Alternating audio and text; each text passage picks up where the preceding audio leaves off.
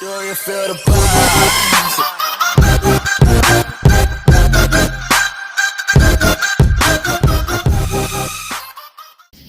Hey, real quick, I'm working on a Dodge Avenger 2011, but this one got a V6 in it.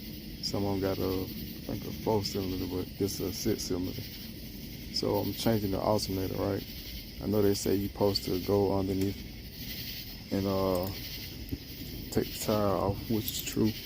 Remove all these plastic pieces or whatever to access this right here. Then you're gonna release the belt tensioner counterclockwise. Take the belt off the alternator.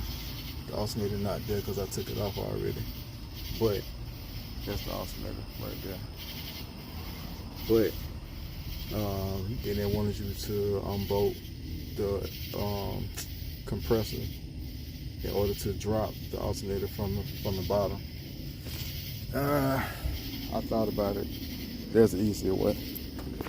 You can actually take it out from the top. All you gotta do is remove the fan shroud. Remove the air box first.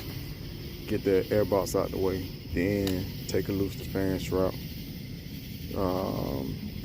Sit there to the side. Of course, you gotta disconnect, some of the sensor wire harness and stuff, just to set it off to the side. Then unbolt the 3 bolts unbolt the 3 mounting bolts that goes to the alternator.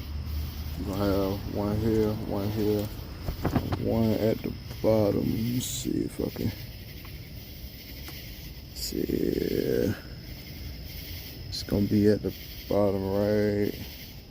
See if I'm focus here, right above the air compressor, the AC compressor, right here. Just right there. And you pull it out this way, not this way.